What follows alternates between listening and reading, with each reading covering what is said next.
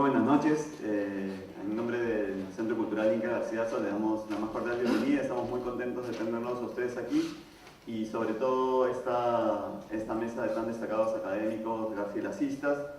Tenemos la suerte de tener el día de hoy la presentación de este libro, Biografía y Polémica, el Inca Garcilaso y el Archivo Colonial Andino en el siglo XIX, de Enrique Cortés. Enrique Cortés es un destacado académico, doctorado en la Universidad de Georgetown. Justamente este trabajo, de alguna manera una versión preliminar de este libro, fue su trabajo doctoral. Yo además tuve la suerte de estar en esa sustentación en Estados Unidos. En esa época yo también estaba estudiando otra cosa, pero tuve la suerte de estar presente en la sustentación de Enrique, que es un gran amigo además de épocas sanmarquinas, de la gloriosa base 97. Así que yo personalmente además estoy muy contento de poder tenerlo aquí. El libro va a estar después a la venta y para los interesados. Así que en la dinámica, en realidad, la presentación va a estar a cargo de Cristian Fernández, José Antonio Mazzotti y Carmela Zanelli, y luego aquellos que quieran, además de seguramente las inquietudes o lo que van a comentar los panelistas, si alguien tiene alguna consulta o inquietud, también la podrán hacer llegar a Enrique Cortés, quien va a cerrar la mesa. Así que muy bienvenidos a todos y espero que tengan una buena velada y que se queden con nosotros para el vino de honor al final. Muchas gracias.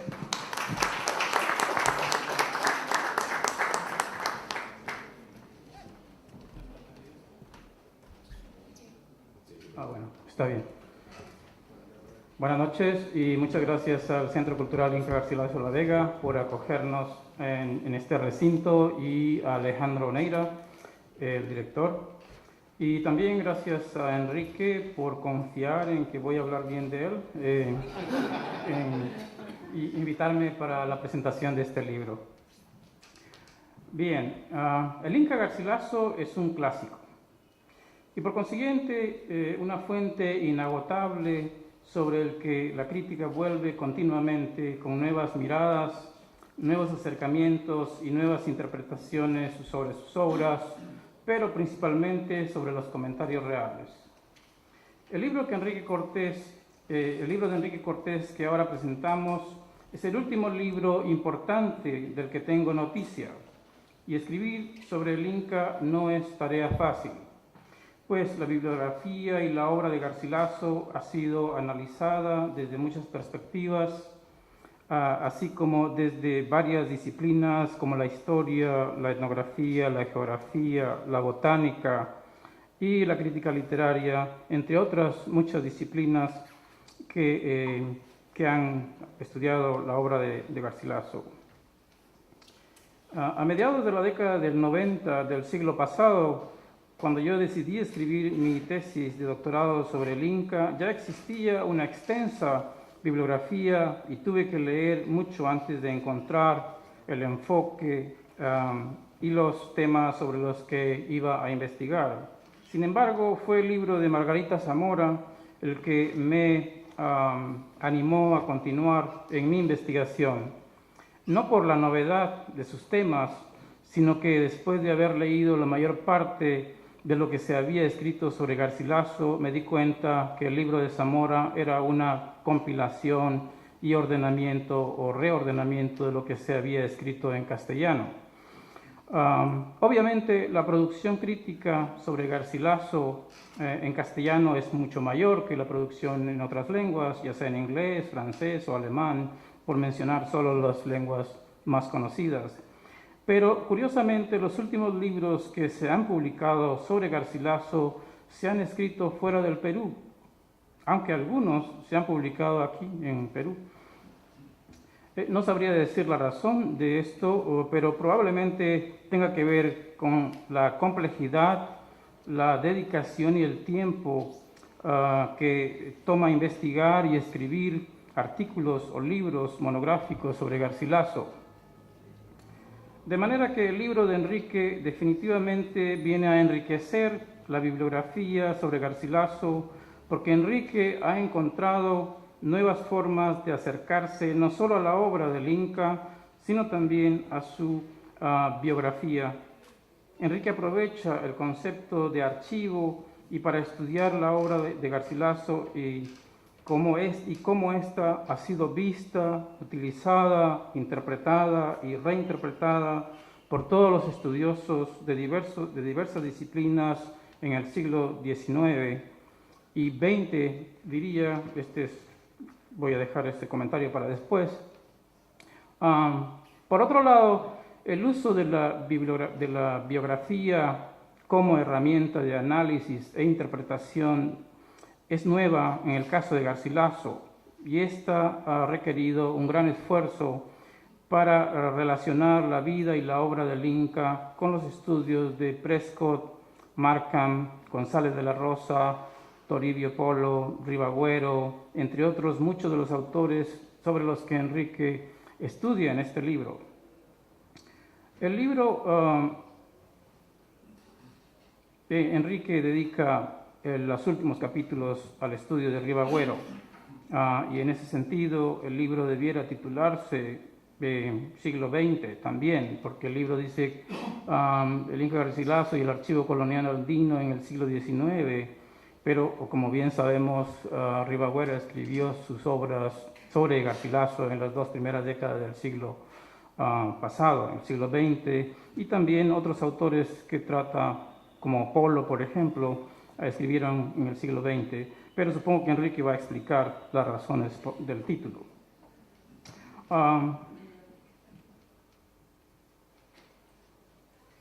Por otro lado, este es un estudio muy profundo, muy detallado y muy pertinente por referirse al primer autor, me refiero a Ribagüero, que dedicó varios estudios a Garcilaso y a la difusión y defensa de su obra, como bien lo ve Enrique aquí en esta polémica que tuvo Ribagüero con González de la Rosa y con otros autores también.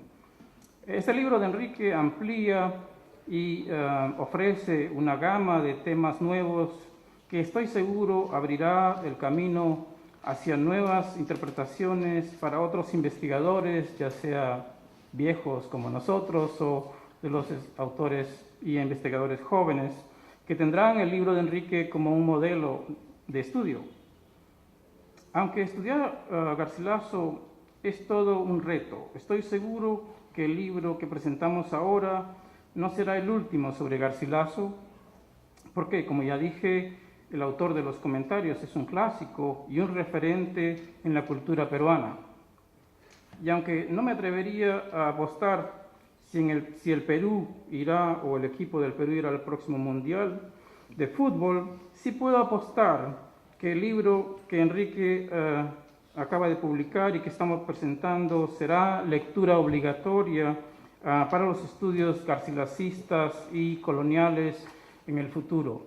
Así que no me queda más que felicitar a Enrique por este libro y por su excelente trabajo que ha hecho en esta investigación. Muchas gracias.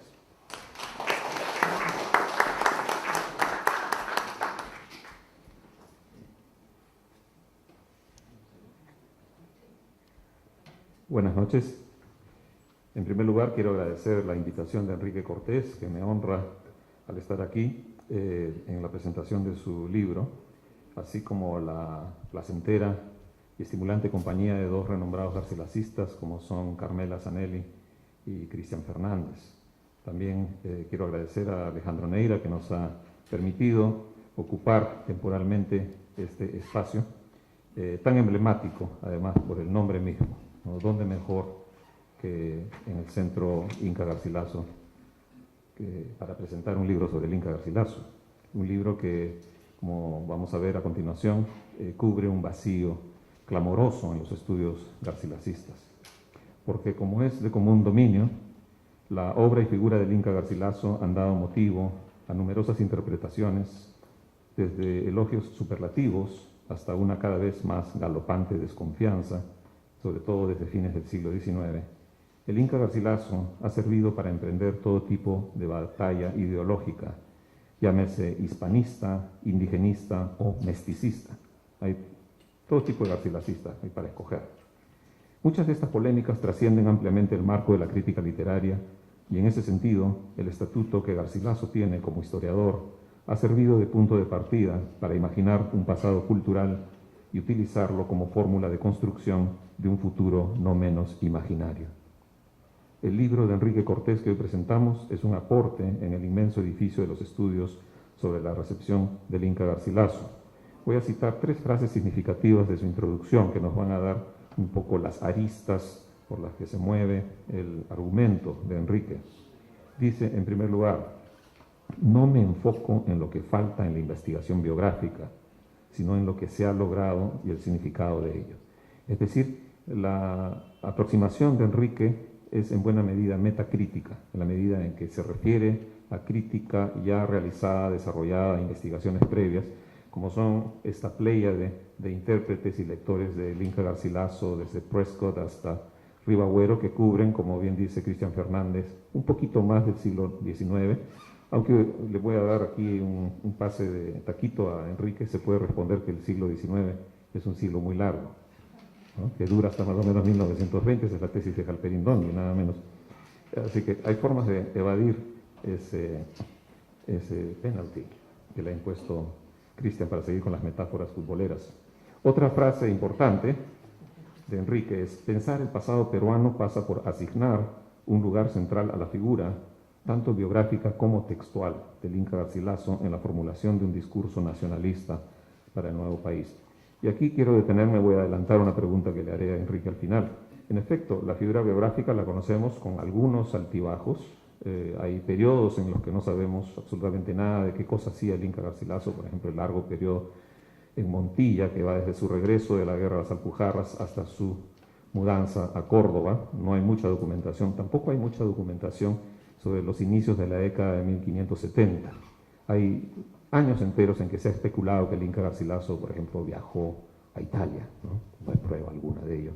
También algunos sostuvieron que peleó en el combate de Lepanto, tampoco sabemos. Es poco probable, si no él lo hubiera mencionado porque tenía una vocación militar. Estos vacíos en la biografía del Inca Garcilaso han servido para ficcionalizaciones, ¿no? De hecho, yo soy culpable de una de ellas. Les adelanto que ha salido una película sobre el Inca Garcilaso en España que se llama Inca Garcilaso el Mestizo, con guión de este servidor, que ficcionaliza aquellos periodos de la vida de Garcilaso que no están muy documentados. Entonces, el pasado biográfico se conoce más o menos, pero la figura textual a la que alude Enrique Cortés en la formulación de un discurso nacionalista para el nuevo país es quizá la que más me interesa, porque es la figura textual que emerge de distintas ediciones del Inca Garcilaso, y aquí va la pregunta que había mencionado, surge de ediciones distintas. Las ediciones que conocemos durante el periodo colonial, el llamado archivo colonial, son, bueno, la Príncipe de 1609 y 1617, la de González de Barcia, 1722-23, y luego una en Madrid en fascículos en 1800, ¿no? ¿Qué Garcilaso leía Prescott?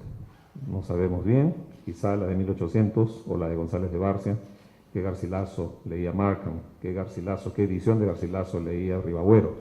Eso es algo que convendría escudriñar por la bibliografía que aparece al final del libro de Enrique. Todas las ediciones son del siglo XX. Entonces ahí yo quiero que Enrique me responda sobre ese vacío editorial. Pero bueno, es un problema menor, porque no es un estudio de carácter filológico precisamente, es un estudio de carácter interpretativo, y en cuanto a contenidos, las ediciones modernas conservan bastante del original. Y otra oración que me interesó mucho resaltar del texto de Enrique es que la lectura del Inca Garcilaso favoreció, y cito, la formulación del archivo colonial andino como espacio de investigación para la práctica historiográfica y la historia literaria. En otras palabras, el tratamiento del caso Garcilaso permite entender de qué manera se configuró el archivo colonial andino. Y este es un argumento de enorme repercusión, porque no solamente el caso de Garcilaso permite entender de qué manera se configuró el archivo colonial andino, sino también de qué manera se han configurado los imaginarios sobre el Perú. El Inca Garcilaso es como una especie de hilo secreto que recorre la historia del pensamiento peruano, y muchos de sus intérpretes, y a eso me voy a dedicar en la segunda parte de mi presentación, muchos de sus intérpretes desde el principio, desde 1613, cuando llega el primer ejemplar conocido en tierras andinas de los comentarios reales, están debatiendo qué papel cumplen los incas en este inmenso territorio, en esta múltiple heterogeneidad étnica que fue y sigue siendo en buena medida el Perú. El libro se divide en dos partes principales. Me voy a ocupar sobre todo de la primera, pero para hacer una descripción de la estructura del libro hay que señalar que en la primera parte hay 3 capítulos, el primero dedicado al archivo colonial, y los capítulos 2 y 3 tratan de las lecturas norteamericanas, por un lado, sobre todo el historiador William Prescott y John Ticknor, su discípulo y compañero, y lecturas españolas, particularmente la de Marcelino Menéndez y Pelayo, el famoso autor de la frase de que los comentarios reales no son historias sino una novela utópica, etcétera, ¿no? Que es bastante bien analizada en el libro de Enrique Cortés. Ahí ya aparece el primer arconte, como él lo llama, ¿no? Es decir, el guardián que articula esta ley que permite emitir distintos discursos según la definición de Foucault que utiliza Enrique como marco teórico, que llamamos el archivo, ¿no? El archivo tiene un carácter metafórico en el uso moderno de la crítica literaria, ¿no? Por supuesto conocemos que hay archivos de papel y cartón y madera, que son nuestros aquí caídos archivos nacionales, el Archivo General de la Nación, el Archivo Arzobispal, el Archivo del Convento de San Francisco, el Archivo del cual o tal. Todos estos archivos, que son depositorios valiosísimos, forman parte del sentido metafórico del archivo, que es un mecanismo regulador de discursos y que permite la emisión de estos discursos a partir de la documentación. Entonces, el que opera como un intelectual a partir de esta documentación conocida no es estrictamente un archivero, sino es un arconte, es alguien que también produce conocimiento, no solamente lo resguarda, lo produce, lo edita, lo manipula, lo filtra. Y eso a la vez da lugar a maneras de pensar el pasado, a maneras de pensar la identidad peruana, de leer al Inca Garcilaso un poco más como indio, un poco más como español, que son prácticas que se han realizado por cerca de 400 años o más que apareció la primera edición de los comentarios reales. Esa es la primera parte del libro, los capítulos 1, 2 y 3, dedicados, como decía, al archivo colonial y a las lecturas norteamericanas y españolas durante el siglo XIX.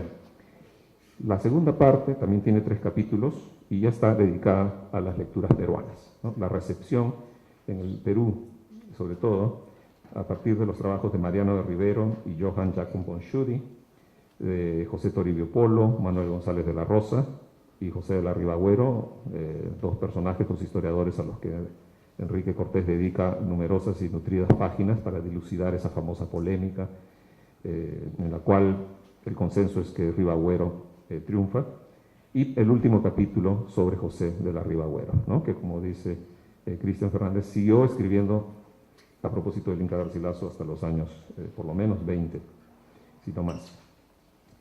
En cuanto al archivo colonial, ¿no? Ya que el libro dice explícitamente en el título el archivo colonial andino en el siglo XIX, ¿de dónde parte ese archivo, ¿no? Obviamente tiene una trayectoria de cerca de 300 años. A mí me interesan esas lecturas iniciales, ¿no? Es decir, cómo se va configurando el archivo dentro de lo que Enrique despliega como una especie de abanico metodológico para hablar de 3 formas distintas, 3 modalidades en que el archivo colonial se presenta. Él llama a esto tendencias, ¿no? La tendencia del archivo colonial imperial, que sería toda la documentación y el discurso de carácter caballeresco, de carácter justificatorio de la conquista y de la dominación de la corona de Castilla sobre los inmensos reinos de ultramar. Está la tendencia criolla del archivo, que es la respuesta de los nativos descendientes de europeos que desde México o Lima principalmente rebaten una serie de argumentos peninsularistas en favor de la superioridad de los europeos, de los criollos desde muy temprano. Ya incluso eso lo ha estudiado muy bien Bernard Lavallee. Configuran un andamiaje retórico sumamente efectivo para contravenir estas ideas de la inferioridad de los americanos que ya circulaban desde el siglo XVI, ¿no? El cronista real Juan López de Velasco decía en 1570 que los americanos eran indios en potencia, ¿no? Es decir, los criollos, y que incluso los españoles que venían al Nuevo Mundo se aindiaban por contacto, por el clima, por la comida, Entonces, el suelo americano, o el Nuevo Mundo, como se le llamaba, o las Indias, era un espacio nocivo para el desarrollo de los seres humanos, ¿no? A todo esto, por supuesto, los criollos responden diciendo que es al revés, ¿no? Está el famoso argumento de Antonio de la Calancha, gran lector del Inca Garcilaso en 1638, que dice que Lima es el lugar más propicio para desarrollarse como ser humano, porque tiene un clima muy estable, ¿no? Todos lo sabemos bien. Nos quejamos del famoso cielo panza de burro, y que en Lima la garúa, y que el verano dura muy poco, pero no estamos expuestos a las tormentas de nieve, a los huracanes y a las grandes catástrofes naturales que aparecen en otras latitudes, o al extremo calor.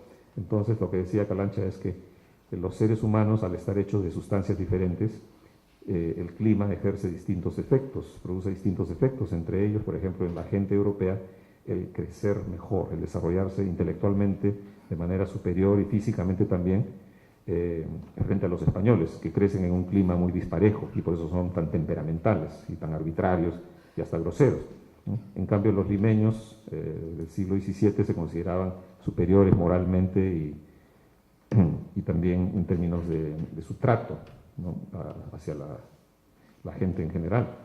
Este es parte del archivo que menciona Enrique, y hay una tercera tendencia, ¿no? Luego del archivo tendencia imperial, el archivo criollo, del que me voy a ocupar un poquito más, y el archivo indígena y mestizo, del cual se conoce menos porque hay menos documentación, desgraciadamente. Hay textos importantes, pero no hay tantos como en el archivo criollo. Estos tres tendencias, tres sectores del archivo colonial criollo, son parte de lo que se consideraría los primeros pilares de la historia peruana, ¿no? La historia peruana como la conocemos desde un punto de vista, si se quiere, moderno, o ya influido por la presencia europea, ¿no? Por supuesto hay una historia peruana anterior, que algunos dirían que no es ni siquiera peruana, sino indígena o incaica o huari, pero de la que tenemos desgraciadamente menos documentación que la historia que empieza a partir de la colonización. Por eso me interesan particularmente algunas de esas lecturas iniciales, sobre todo aquellas relacionadas con el archivo criollo o la tendencia criolla. Específicamente las lecturas que se han hecho de los comentarios reales y más específicamente desde la primera edición de las dos partes de los comentarios, es decir, 1609 y 1617. Quizá estas lecturas que se hicieron en este periodo del siglo XVII, siglo XVIII, no son las más frecuentadas ni conocidas, y mucho menos las más rigurosas, pero sí nos dan una pauta para reflexionar sobre el papel de los comentarios reales en la formación de distintos proyectos étnicos nacionales desde el mismo siglo XVII. Asimismo, mi lectura de las lecturas, principalmente por historiadores criollos, me servirá como hilo conductor hacia otra propuesta de interpretación en la cual se consideran dos formas de recepción: una letrada, que sería principalmente la recepción criolla, y otra aural, que me parece se encuentra implícita en la conformación verbal de la edición Príncipe de la Obra y que tendría lugar o habría tenido lugar en la recepción de caciques, curacas en la Sierra Andina, que contribuyó con los años corriendo al imaginario del nacionalismo inca que estudian John Rowe y Manuel Burga en trabajos ya del siglo XX. Hay que empezar por señalar tres aspectos de estas lecturas criollas. Primero, el tiempo, que se sitúa entre los siglos XVII y XVIII, es decir, en un contexto que hoy llamamos colonial, pero en la época se llamaba simplemente virreinal, y por lo tanto es un contexto fronterizo y no metropolitano, ¿no? Eso es importante porque siempre hay un contrapunto entre el centro y la periferia que construye ese archivo colonial. Un segundo punto que me interesa subrayar es la amplitud del término garcilacismo, que incluye un corpus en el que la lectura y utilización de esa lectura bastarán para una definición que no necesariamente tiene que incluir solo la crítica profesional. Esta, como sabemos, es producto reciente de la especialización del trabajo, aún remota en los hábitos discursivos de los letrados de aquellos siglos, XVII y XVIII. Y tercero, y esto es quizás lo más problemático de mi argumentación, es el concepto de nación, que aquí utilizo en el sentido que tenía en esa época, el de grupo humano de vínculos regionales, culturales y raciales, muy distinto todavía de la idea ilustrada de nación, que es más bien igualitaria, homogeneizadora y abarcadora de distintos grupos con diferencias principalmente de clase. Esta es la nación, dependiente de esa forma de organización modeladora y uniformadora de identidad que es el Estado-Nación moderno, ¿no? Este pretendido Estado-Nación moderno que nace en el Perú en 1821 y que sabemos tiene enormes falencias. Pero es el primer sentido de nación el que manejan el propio Garcilaso y sus lectores inmediatos del siglo XVII. Así me sitúo dentro de un marco teórico que no es el de la conocida historiografía sobre la nación de Benedict Anderson o Hobsbawm, sino más bien el de un grupo de teóricos ingleses entre los que se encuentran Anthony Smith, John Armstrong, James Kellas, Walker Connor, entre otros, que han esbozado un concepto que habla del origen étnico de las naciones modernas, contrapesando así el estudio más frecuente que suele hacerse del nacionalismo como artefacto cultural de la modernidad y como instrumento de resistencia en sociedades postcoloniales. Ahora, para volver a los comentarios reales, conviene apuntar también una premisa por demás sabida, su indiscutible autoridad inicial como fuente de información sobre los incas y sobre la conquista, sin mencionar que inclusive antes de su publicación, historiadores como Gregorio García ya lo mencionaban, y filólogos como Ambrosio de Morales lo elogian por su elegante estilo y riguroso razonamiento acerca de la lengua quechua. Otro asunto es que su descrédito como fuente histórica se haya puesto de moda con las publicaciones hechas a fines del siglo XIX por Marco Jiménez de la Espada, de la segunda parte de la Crónica del Perú, o Señorío de los Incas de Cieza de León, la relación de Joan de Pachacuti Yanqui, de La Suma y narración de los Incas de Juan de Betanzos y otros cronistas, así como el descubrimiento revolucionario de Richard Pichman en 1908 de la nueva crónica de Huamampoma en la Biblioteca Real de Copenhague. Amén de los célebres comentarios que le embistió Menéndez y Pelayo a la obra sobre su carácter utópico, ¿no? Un concepto que Enrique hace muy bien en rechazar, sobre todo cuando delinea la argumentación de este crítico cubano, Roberto González Echevarría, que dice que la base del archivo narrativo latinoamericano, el origen de la novela latinoamericana está en la segunda parte de los comentarios reales, por lo cual disecciona el aspecto literario de los comentarios reales de su aspecto histórico, ¿no? Y Enrique tiene la lucidez de marcar muy bien que los comentarios reales no son un texto ni estrictamente histórico ni estrictamente literario, dentro de la concepción moderna de estas dos formas de discurso, ¿no? La historia se entendía en el siglo XVII como una rama de la retórica, entonces no tenía que ser necesariamente documentada o factual, es decir, al estilo de la historia positivista, que es un producto del siglo XIX, sino es una historia sobre todo de carácter moralizante, ejemplarizante, y que busca demostrar verdades trascendentes, ¿no? Esta es la preocupación que tienen los cronistas del siglo XVII. Entonces, olvidarse de este aspecto y literaturizar los comentarios reales es un error grave de críticos modernos. Suelen caer muchos garcilasistas recién venidos al campo en este error y leen los comentarios reales como si se tratara de 100 años de soledad, ¿no? Bueno, pasaré ahora a mencionar brevemente algunas de estas lecturas, ya que tanto las vengo anunciando, las lecturas criollas, simplemente para hacer un recuento de algo que en realidad no es una preocupación central del libro de Enrique, pero sí es una preocupación central mía, porque yo tengo formación de colonialista, ¿no? En términos académicos, por supuesto, no políticos, y que puede llenar el vacío de dónde sale esta preocupación de Enrique Cortés por hablar del siglo XIX. Bueno, sale justamente de esta formación del archivo colonial que ya habían elaborado una serie de letrados importantes. Paso a enumerar algunos, ¿no? Para no ocupar demasiado tiempo. La primera evidencia de la llegada de los comentarios reales y por lo tanto el inicio de la formación del archivo colonial a partir de los comentarios, es un aspecto del archivo colonial, que no es el único, es un resumen de los comentarios que aparece en el famoso legajo 3169 de la Biblioteca Nacional de Madrid, donde también se encuentran otros manuscritos muy importantes, como la relación de Pachacuti Yanqui, los ritos y fábulas de los incas de Cristóbal de Molina, nada menos que el importantísimo manuscrito de Guarochirí y otros valiosos documentos. Ahí hay 13 hojitas que se llaman Resumen de los Comentarios Reales, aparentemente escrito por Francisco de Ávila, nada menos que el famoso cura doctrinero extirpador de idolatrías, al cual se le atribuye también la transcripción del manuscrito de Guarochirí.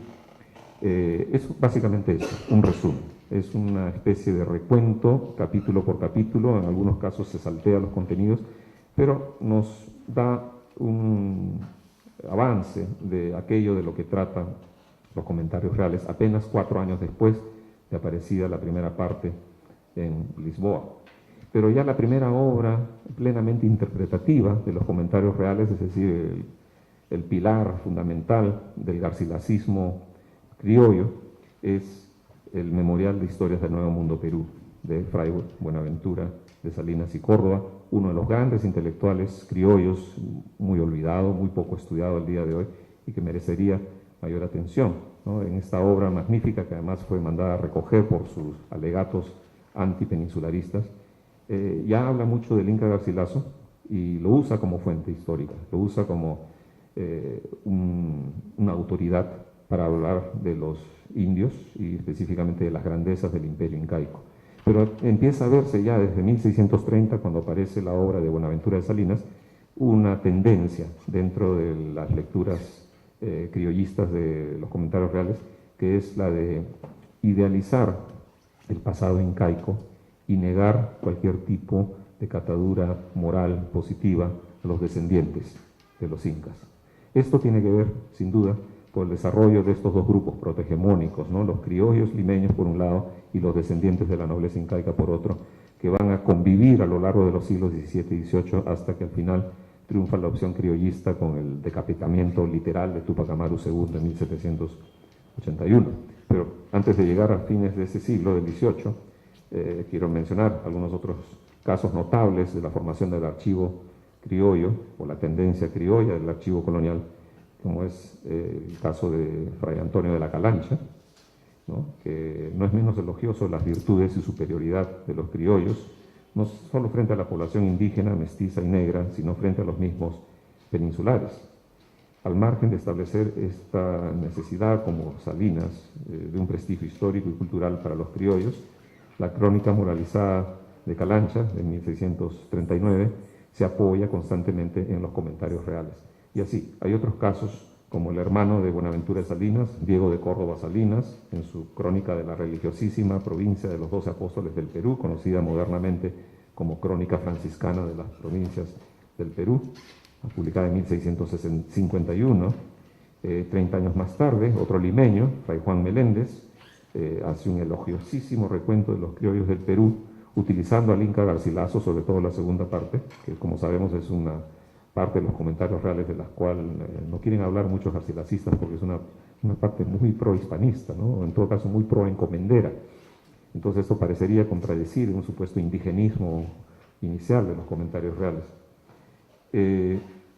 Tesoros verdaderos de las Indias, 1681, de Fray Juan Meléndez, pero el caso mayor, el caso preclaro de garcilacismo colonial, es el de Pedro Peralta Barnuevo, ¿no? En varias obras, no solamente en su afamada Lima Fundada, que se apoya paso por paso en la segunda parte de los comentarios reales, o sea, la historia general de Perú, sino también en otras obras de carácter menor, como Los Júbilos de Lima, de 1725, donde discute al Inca Garcilaso y le termina dando la razón frente a otras interpretaciones del pasado incaico, ¿no? Es curiosa la mención que hace Peralta de una historia de pre-incaica basada en 4 edades, muy parecida a lo que plantea Huamampuma de Ayala, pero es la misma que plantea Buenaventura de Salinas. Entonces, en Peralta se resumen, estamos hablando ya de 1720, 1730, se resumen algunas de las tendencias anteriores en la formación de este archivo criollo, ¿no? Y estoy dejando muchos nombres en el tintero por la falta de tiempo, pero es el edificio sobre el cual se va a sostener el estudio de Enrique Cortés. Vuelvo a la pregunta inicial que planteé, para que no se olvide, y es que ¿cómo ha resuelto Enrique Cortés el problema de las ediciones? Si es que cree que hubiera hecho falta leer las ediciones que leyeron Prescott, que leyó Ribagüero, porque las que Enrique ha planteado en su bibliografía son las de Rosenblatt, Miro Quesada y otros más modernos. Así que lo dejo allí. Es un libro magnífico en muchos sentidos, llena un gran vacío en el estudio del garcilacismo, el vacío que durante el siglo XIX no habían tocado muchos de los renombrados garcilacistas que hoy día conocemos, como José Durán, Aurelio Miro Quesada, Guillermo Loman Villena, Raúl Porras Barrenechea y otros más, que se han ocupado sobre todo del Inca Garcilaso en su recepción colonial o del Inca Garcilaso a partir de interpretaciones más propiamente literarias, filológicas en el siglo XX.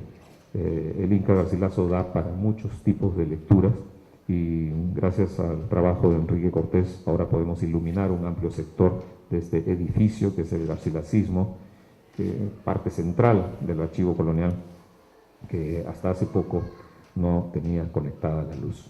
Muchas gracias.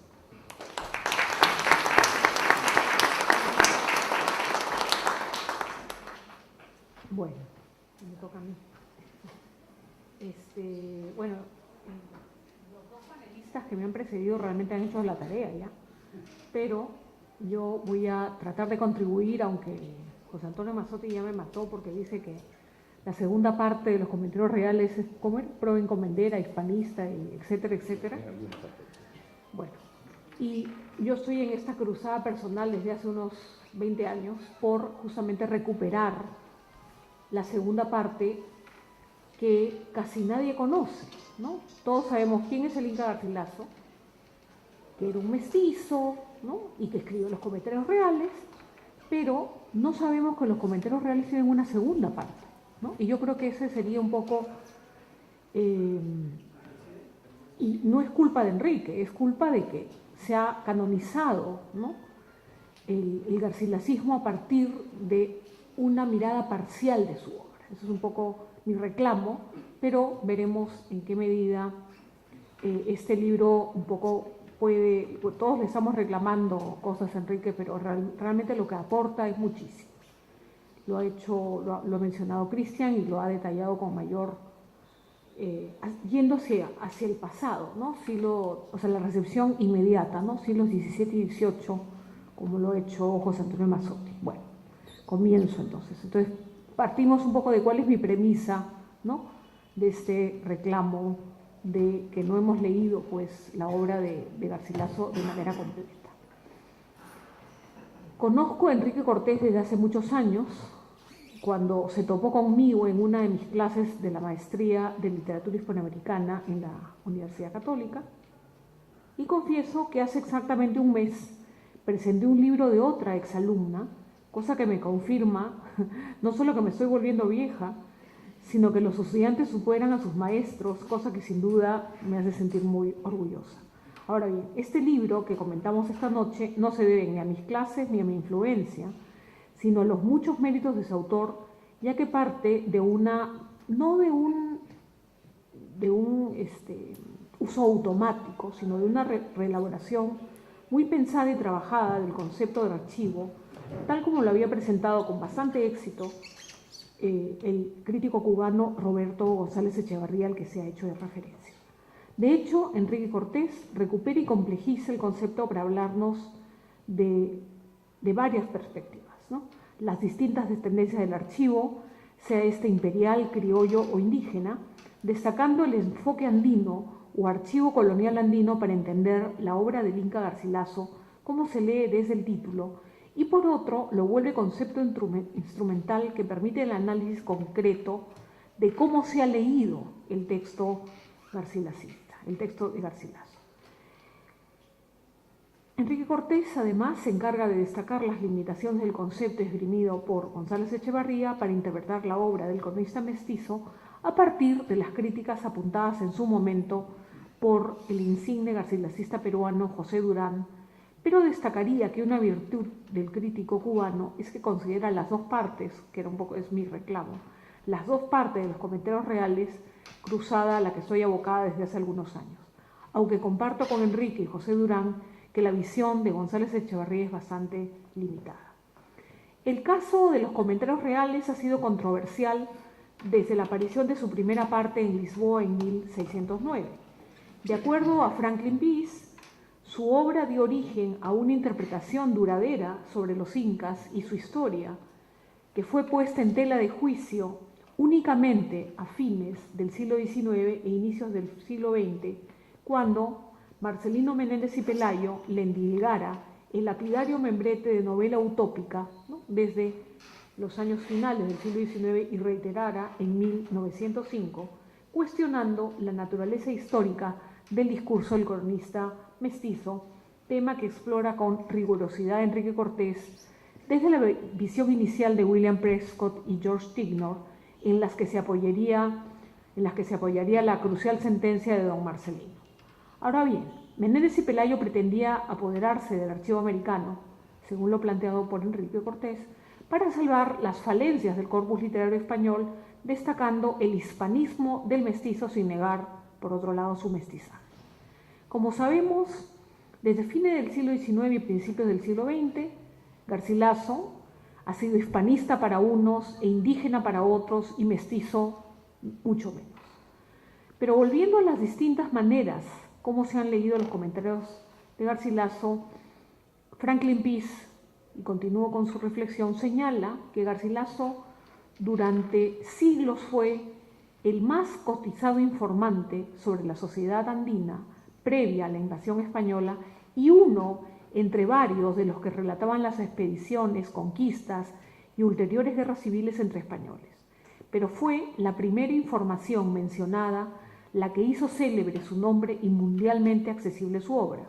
Aparecida en 1609, la primera parte de los comentarios reales de los incas circuló y cautivó lectores rápidamente. Fin de cita. Esta reflexión repite el lugar común de la crítica de destacar no solo la importancia, sino el impacto de la primera parte de los comentarios reales debido a, como se advierte en la cita, que la segunda parte, al ocuparse de las primeras décadas de la dominación española en el Perú y más específicamente de las guerras civiles entre los conquistadores, compitió con otras fuentes que publicadas antes y que por tanto se limitaba a ser una crónica de tardía aparición y carente de novedades sobre dicho periodo. Por su parte, el historiador inglés David Brady va tras la senda de Menéndez y Pelayo cuando califica la primera parte de los comentarios como fábula renacentista. Dictamen que, por cierto, no hace extensivo a la segunda parte póstuma, publicada con el título de Historia General del Perú en Córdoba en 1617, texto que caracteriza más bien como uno de estricta vena narrativa y lleno del clamor de las armas y pasiones humanas. Fin de cita.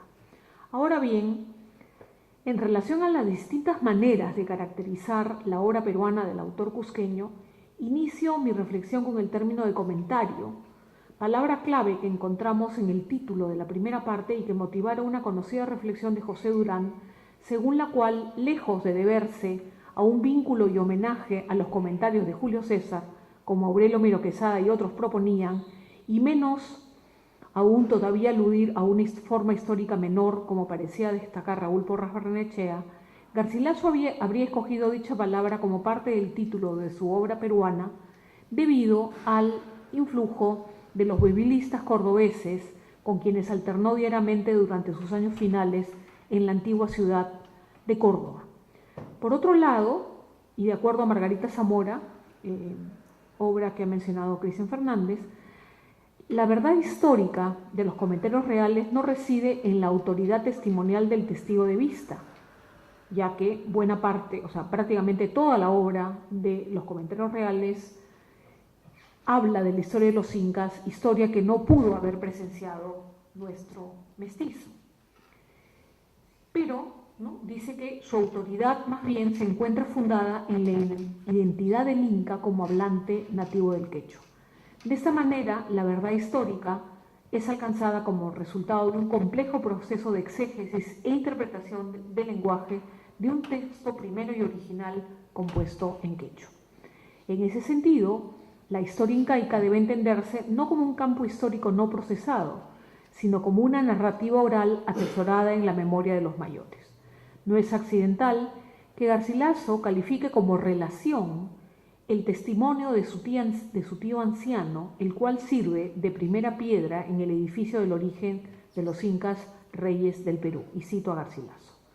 Esta larga relación del origen de sus reyes me dio aquel inca, tío de mi madre, a quien yo se la pedí, la cual yo he procurado traducir fielmente de mi lengua materna, que es la del inca, en la ajena, que es la castellana, aunque no la he escrito con la majestad de palabras que el inca habló ni con toda la significación que las de aquel lenguaje tiene, que por ser tan significativo pudiera haberse extendido mucho más de lo que se ha hecho.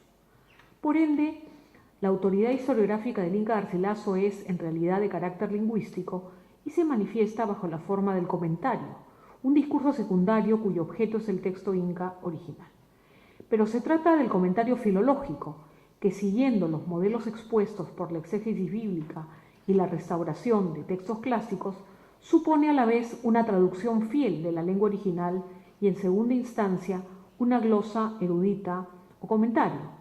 La singularidad de este caso reside en que el texto primero y original, que estaría siendo comentado, es un texto oral compuesto en una lengua indígena del Nuevo Mundo. Por su parte, y ahora voy a citar a uno de nuestros panelistas, Cristian Fernández, quien está esta noche entre nosotros, discrepa tanto de las tesis de Margarita Zamora como la de José Durán al momento de definir el concepto de comentario usado por Garcilaso en su obra peruana. Discrepa de la afiliación que establece Durán con la obra de los sabios biblistas andaluces y sus reconocidos comentarios bíblicos, es decir, con el tipo de comentario filológico como el practicado por los humanistas del Renacimiento, tesis también suscrita con sus matices como se ha visto por Margarita Zamora. Fernández aclara que el texto de los comentarios de Garcilaso es un texto narrativo y no explicativo, como los comentarios filológicos, y que tampoco tiene o sigue un texto modelo o máster texto, como sugiere Zamora, al plantear la existencia de un presunto texto oral en quechua, obra de los amautas y filósofos que habrían cifrado la historia oficial del Incario.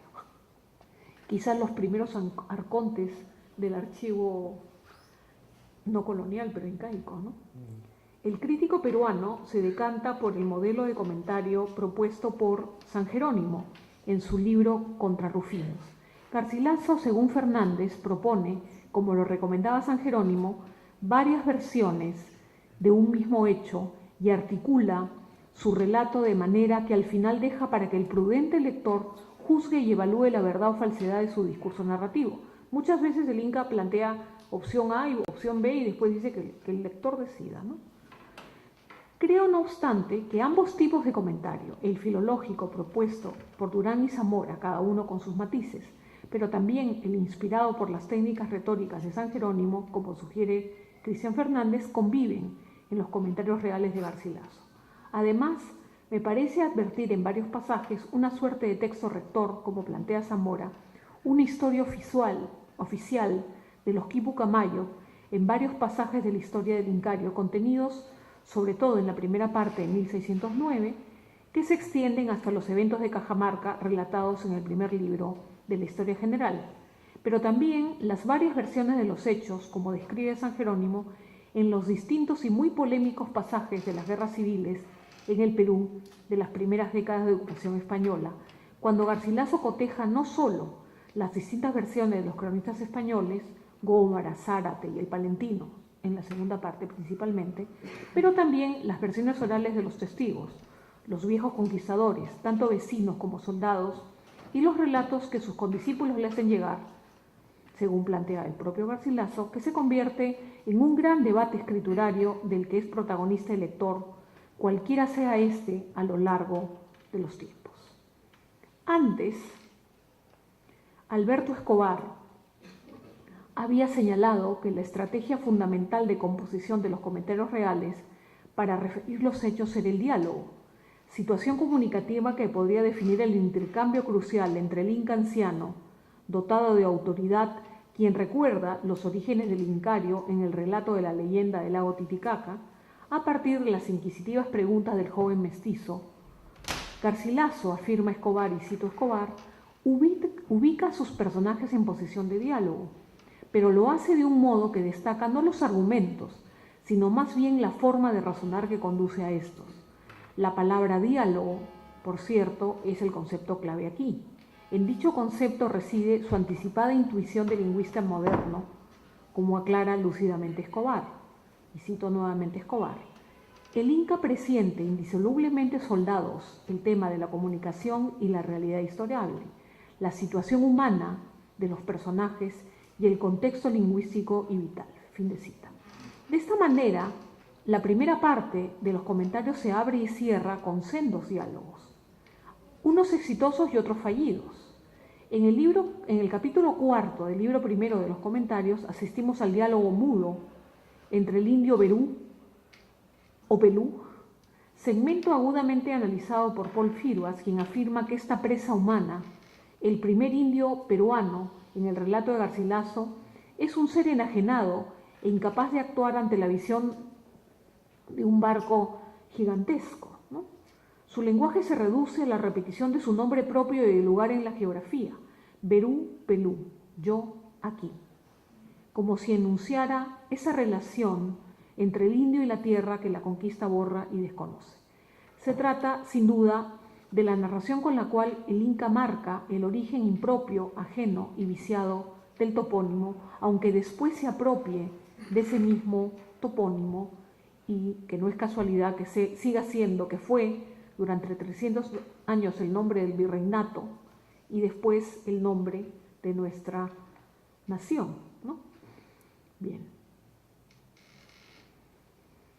Como se ha visto, ¿no?, el tema de este pequeño episodio, el tema preponderante del relato incrustado es el de la incomunicación, al relatar cómo por accidente, como decía, se denomina Perú a toda aquella región, desconociéndose tal vocablo en las lenguas de dichas latitudes, según lo planteado por Garcilaso. En realidad, la historia de los incas se inaugura con otro diálogo, al que ya aludí antes. El relato del inca tío anciano, cuyo testimonio sobre las leyendas de origen o las fábulas historiales, y eso no hay que perderlo de vista porque los primeros lectores del siglo XIX, de este archivo colonial andino del siglo XIX, al que parece no ceñirse completamente Enrique, lo acusan de crédulo, ¿no?, de contar historietas, fábulas. Bueno, no son, ¿no?, las fábulas que nos contaban o los cuentos de hadas, ¿no?, sino Garcilaso las llama puntualmente fábulas historiales, y eso es un punto importante. Queda enmarcado, ¿no?, estas leyendas de origen o fábulas historiales, como las califica el Inca Garcilaso, queda enmarcado en el diálogo entre el inquisitivo y joven sobrino nieto y el sabio inca anciano. El término recuerda, es un concepto que he estudiado en otro momento, remite al del cuento historial, concepto que aparece en los diálogos de amor, tratado neoplatónico traducido por el mestizo. Si la primera parte se abre así, ¿no?, la historia incaica, al menos la próspera historia incaica, se cierra también con un diálogo, también de carácter providencialista, o cual fábula neoplatónica que es, cuando se produce la discusión entre el 12º Inca, Huayna Cápac, el último que reina en prosperidad, y el sumo sacerdote, su tío, quien le increpa por atreverse a mirar directamente a su dios Sol, ¿no? Eso es un sacrilegio para los incas. Cuando el Inca sagazmente intuye que existe un ser más poderoso que el Sol, cuando le señala al sumo sacerdote volviendo a mirar directamente al Sol, y le dice: pues yo te digo que nuestro Padre el Sol, debe de tener otro mayor señor y más poderoso que no él, el cual le manda hacer ese camino que cada día hace sin parar, porque si él fuera el supremo señor, una vez que otra dejara de caminar y descansara por su gusto, aunque no tuviera necesidad alguna. Fin de cita. En el punto de mayor prosperidad, Huayna Cápac es capaz de intuir la existencia del verdadero Dios. Luego se suceden agüeros, rebeliones y otras catástrofes naturales y celestes que anuncian el final del imperio. Ahora bien, además de los comentarios, de los conceptos de comentario, fábula neoplatónica y diálogo que he tratado de presentarles, tendré que atender la sugerente propuesta del Archivo Colonial Andino de Enrique Cortés, que nos revela las muchas incógnitas que nos sigue proporcionando un texto rico y complejo como los comentarios de Garcilaso. Y ahí un poco me abro a cómo ha sido la recepción ya más adelante, ¿no? Y falta otro nuevo garcilacista, que sería nuestro premio Nobel. Y con eso no se preocupen, ya termino. Mario Vargas Llosa, en su análisis de la obra del escritor indigenista José María Arguedas, considera que el Inca Garcilaso es el iniciador de una hermosa reminiscencia del imperio incaico que se encuentra en la base de lo que él denomina la utopía arcaica indigenista, que sería una versión renovada de la novela utópica, ¿no?, de la que hablaba Marcelino Menéndez y Pelayo, de la cual, dice Vargas Llosa, son herederos los ideólogos del indigenismo y el propio escritor andahuaylino, José María Arguedas. Garcilaso, según Vargas Llosa, extrae de sus recuerdos de infancia los relatos del perdido imperio, matizados en su madurez por el poderoso tamiz de una perspectiva platónico-renacentista, a la que he aludido también, dominante en la primera parte de los comentarios reales. El Nobel peruano destaca la paradoja de que el indigenismo que se alimenta de la imagen idealizada del incario, iniciada por Garcilaso, sea una ideología nacionalista y maniquea que rechaza lo europeo cuando en las raíces de la reconstrucción garcilasista del mundo andino respira la cultura clásica remozada por el humanismo y el renacimiento. Se hace evidente que Vargas Llosa, al igual que otros influyentes intelectuales, se limita al estudio de la primera parte de los comentarios reales y desconoce la importancia de la historia general del Perú, título de la segunda parte póstuma. Este último texto se ocupa de los distintos intentos por reconstruir el orden social fracturado por la conquista, es decir, habla de la historia del Perú y ya no únicamente del incario. Es un recuento de oportunidades perdidas, de líderes tanto indígenas como españoles, que no se encontraron a la altura de las trágicas circunstancias y que no corresponde a esa utopía arcaica, purista e inmóvil que algunos atribuyen de manera simplista a Garcilaso, a partir de una lectura parcial de su obra.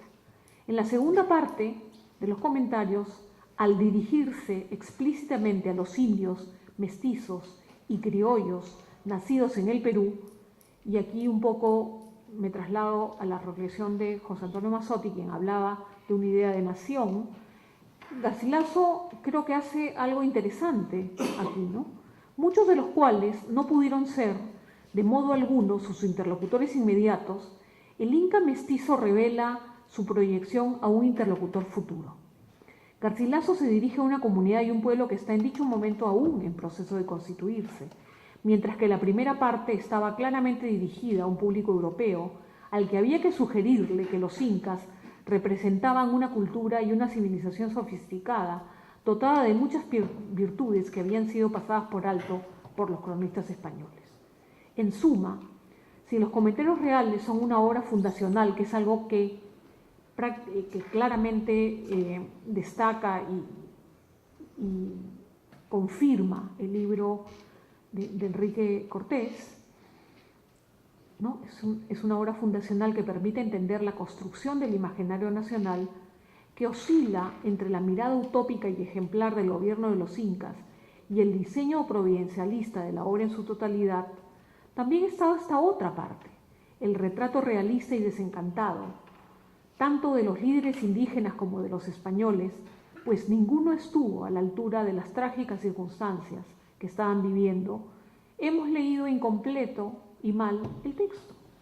Enrique Cortés con este libro hace una invalorable contribución al estudio del garcilacismo, es decir, esta metacrítica de la que también nos habló José Antonio Mazzotti, entendido como la recepción de la obra de Garcilaso a través del tiempo, campo del que es pionero nuestro otro panelista, José Antonio Mazzotti, y que ha hecho posible convertir en obra fundacional del Perú a los comentarios reales.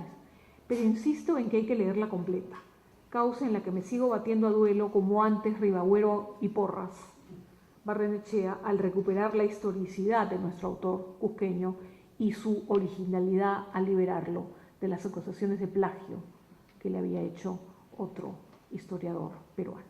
Muchas gracias.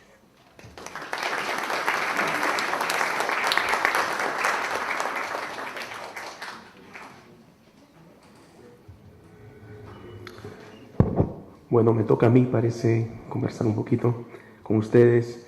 Y lo primero que me gustaría decir es que me siento realmente muy honrado de estar aquí en el Centro Cultural del Inca Garcilaso, que me parece muy significativo poder presentar este libro sobre el Perú, escrito fuera del Perú, ¿no? Entonces, como el Inca Garcilaso, me pongo un poco, ¿no?, en esta posición casi fantasmática, ¿verdad?, ¿no?, del Inca Garcilaso, intentando asir esa idea, esos recuerdos que se van escapando en la medida en que pasa el tiempo. La ventaja, por supuesto, de ahora es que es más fácil hacer estos viajes, en mi caso, panamericanos, ¿no? En su caso serían transatlánticos. Algo que me gustaría decir también es que este centro cultural pertenece al Ministerio de Relaciones Exteriores, y quizá habría que pensar que Garcilaso de la Vega fue uno de nuestros primeros embajadores, ¿verdad? Así lo entendieron sus parientes o sus parientes cusqueños, que le pidieron en algún momento, como él cuenta, que interceda por ellos en una gestión sobre tributos, exoneración de tributos en la corte española, ¿no? Entonces, es algo bien interesante esta posición del Inca Garcilaso como diplomático, ¿verdad? Quizá primer diplomático. Por supuesto, es un anacronismo, ¿verdad?, porque estamos hablando del Perú virreinal, ¿no?, el Perú que era otro reino, además, no era una colonia, era otro reino español en esa época, ¿no? Yo pensaba leer un fragmento del epílogo, pero creo que voy a intentar más bien contestar un poco algunas de las cosas que han surgido en esta presentación. Y lo primero que me gustaría mencionar es otra vez agradecer la generosidad tanto de Cristian Fernández, de Carmela Zanelli y de José Antonio Mazzotti, que se han tomado el tiempo, porque la verdad, por lo menos, ¿no?, todos ellos están comenzando clases, o algunos de ellos en vacaciones, y tener que leerse otro libro más para comentar, es realmente un acto de generosidad que me parece impagable. Entonces, yo agradezco muchísimo el hecho de que se hayan podido tomar el tiempo, ¿verdad?, de intentar dialogar desde sus propias investigaciones, ¿no?, con este libro que intenta proponer una nueva manera de hacer estudios coloniales desde el siglo XIX. Por supuesto, hacer estudios coloniales desde el siglo XIX no es fácil, y eso tiene sus riesgos, ¿verdad? Tiene sus riesgos personales, voy a decir, en el sentido de que, por ejemplo, no soy un colonialista en sentido estricto, como lo es José Antonio o lo es Cristian o Carmela, ¿verdad? Pero yo creo que la idea que tenemos, el concepto de colonial o de los estudios coloniales, se construyen en realidad en el siglo XIX, o se definen, por lo menos tal como los conocemos ahora, tal como los pensamos ahora. El siglo XIX es fundamental para poder entender eso. Y también es fundamental para entender la manera en que el corpus de textos que nosotros conocemos ahora como coloniales han sido definidos, han sido organizados, han sido incluso editados, ¿no? Entonces, y esto digo ya casi en una nota personal, no es muy fácil ser colonialista desde el siglo XIX, ¿verdad? Cuando yo he ido a muchas entrevistas de trabajo, ¿no? Y entonces la pregunta es, ok, ¿tú qué haces? 19 o 16, ¿no? Entonces al final uno termina obteniendo los puestos de generalista, ¿no?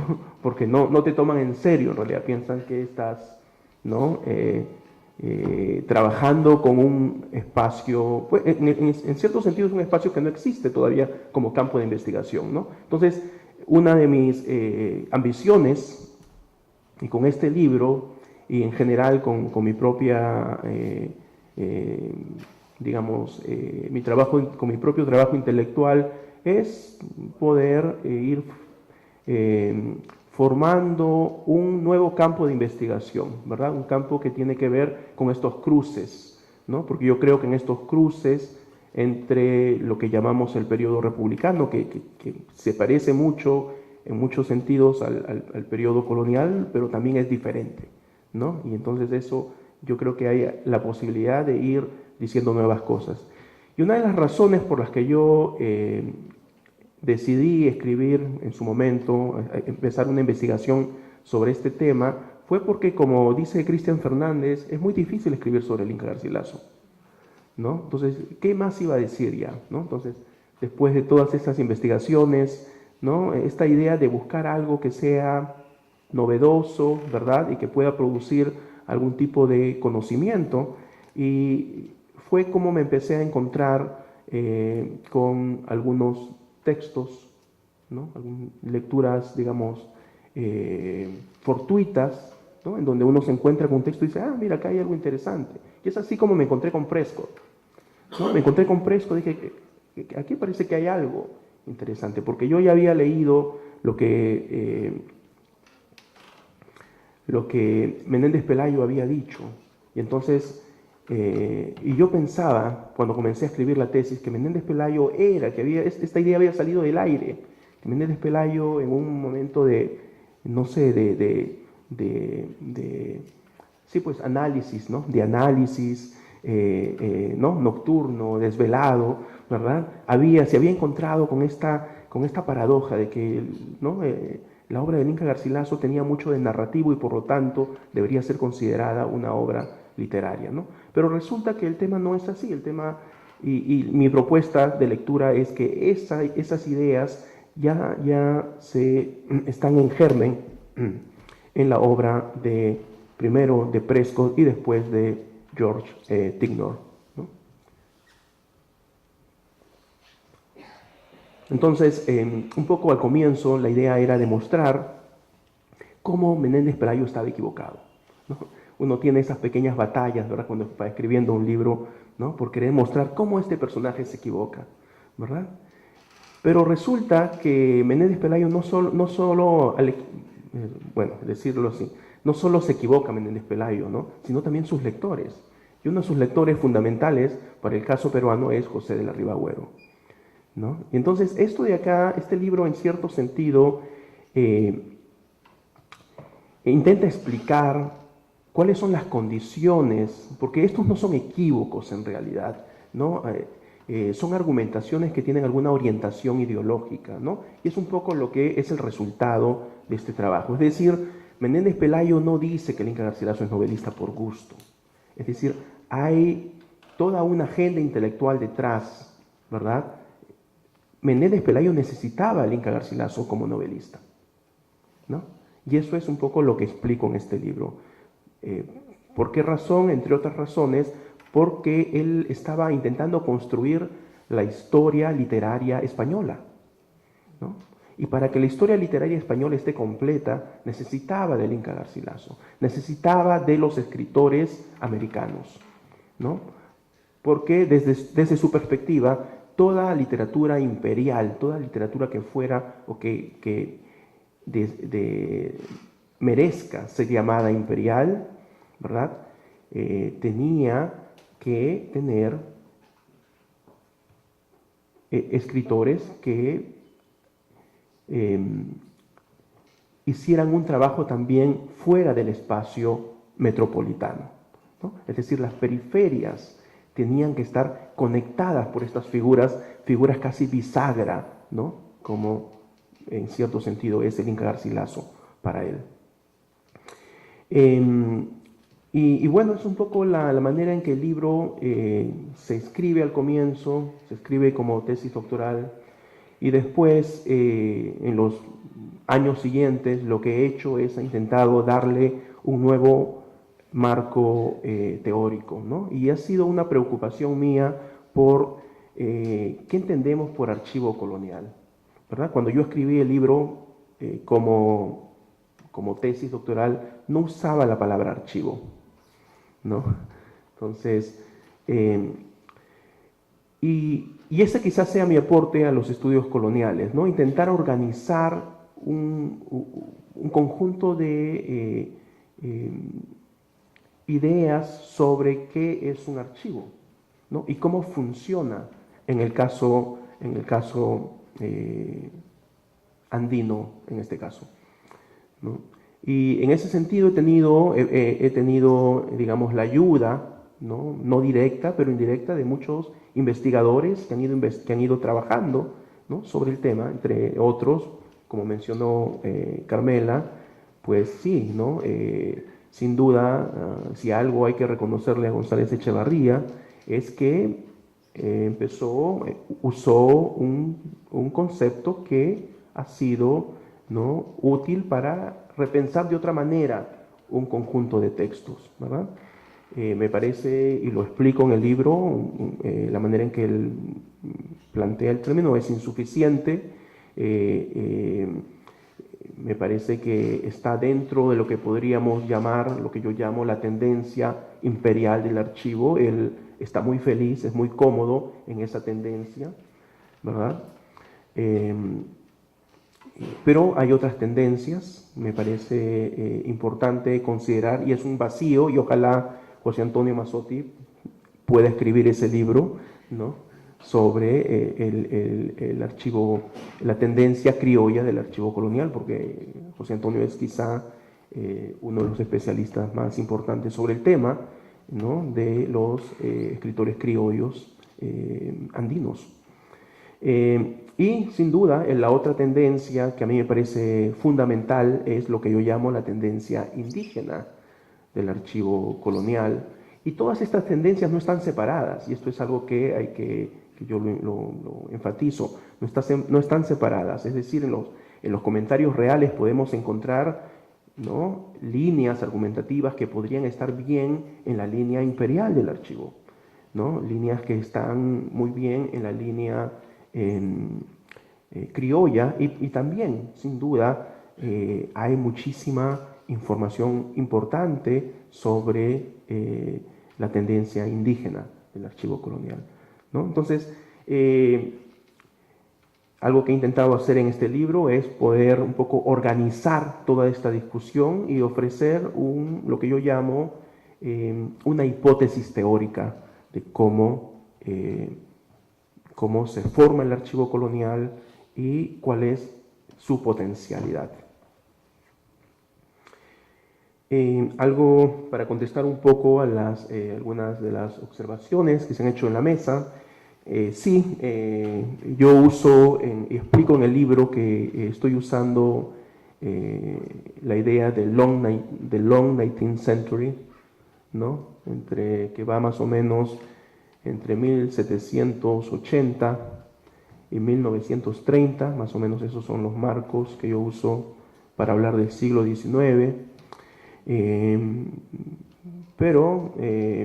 me parece útil porque, ¿no?, hay ideologías centenarias, sin duda, ¿no? Las centenas, los siglos, funcionan a veces como límites ideológicos, ¿no?, en nuestra manera de acercarnos a investigar las cosas, ¿no? Entonces, esa era una manera de cuestionar un poco esta idea y además mostrar que por lo menos la recepción del Inca Garcilaso, que va de lo positivo a lo negativo, se enmarca bien en este marco temporal. Yo creo que por lo menos para hablar de la recepción del Inca en el siglo XIX es bien útil usar esta idea del long 19th century, ¿no?, desde 1780 hasta 1930 más o menos.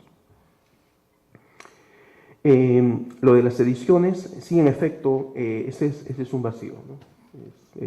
José Antonio ha encontrado uno de los, ¿no?, una de las debilidades, si se quiere, de la investigación, que no ha sido mi trabajo intentar definir qué ediciones estaban leyendo estos autores, pero lo que sí puedo decir, y quizá si hay una segunda edición del libro. Tendré que poner un par de pie de páginas, supongo, para referirme a este tema, pero lo que sí podría decir es que Prescott probablemente leyó en inglés, ¿no? Porque era muy mal lector en español, ¿no? Y lo demuestro en un capítulo en el libro en donde él se equivoca, ¿no? Al considerar la obra de Prescott, la obra de Cieza, como una obra de la persona a la que le fue enviada, ¿no? Se equivoca entre el por y el para, lo cual nos hace, me parece, dudar muchísimo de sus capacidades como lector en castellano, ¿no? Entonces, probablemente leía en inglés. Menéndez Pelayo probablemente no leyó los comentarios reales.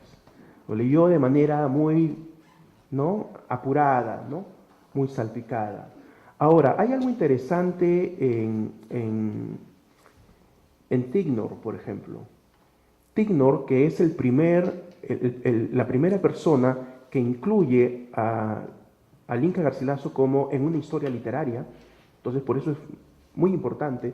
Es decir, Tignor no hace una interpretación muy original, de hecho sigue lo que está diciendo su amigo Prescott, pero lo que Tignor hace es un acto, y lo que Tignor hace es incluir a los comentarios, a la obra del Inca Garcilaso en realidad, en una historia literaria por primera vez. Y será la primera historia literaria de la literatura española en general, además, ¿no? Porque, esto es algo bien interesante. De hecho, Menéndez Pelayo estaba intentando escribir esa historia literaria. No existía una historia literaria española escrita por españoles, ¿no? La primera historia es una historia escrita por ¿no?, investigador y historiador casi de Boston, ¿no?, Justin, ¿no? Entonces, pero en ese texto hay muchas referencias a las descripciones que el Inca hace de los conquistadores, lo cual me hace pensar que estaba leyendo la segunda parte, lo cual se conecta también con, si se quiere, la edición que hace Ventura García Calderón en 1925, que se llama Anécdotas escogidas del Inca Garcilaso, que es un texto que se presenta como un texto narrativo. Y esas Anécdotas escogidas del Inca Garcilaso tiene por igual tanto anécdotas de la primera parte como de la segunda parte. Entonces yo creo que la segunda parte, ¿no?, se usa mucho para hablar del Inca Garcilaso narrador también, ¿no? Pero me parece que es un tema que tiene que ser revisado con atención. Yo creo que allí hay un lindo artículo, si alguno de ustedes está interesado, ¿no?, en seguirlo. Algo que también debería decir es que este es un libro inacabado en cierto sentido, ¿no? Como casi todos los libros, es muchísimo lo que hay que escribir, lo que hay que investigar para poder, digamos, intentar mostrar una imagen más acabada de un periodo. Yo creo que este libro es simplemente un inicio, ¿no? Mi proyecto futuro, por ejemplo, es escribir sobre más arcontes en el 19, ¿no? Porque estoy muy interesado en las metodologías, ¿no? Y este libro discute mucho sobre la metodología, ¿no? Y una de las ideas fuertes de este libro es que la biografía es una metodología.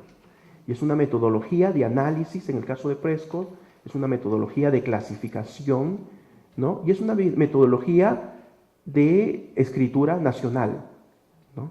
O sea, la biografía sirve para escribir historia nacional, ¿no? Y es un poco lo que muestro en este libro también. Y sí, eso es. Muchísimas gracias y si tienen alguna pregunta.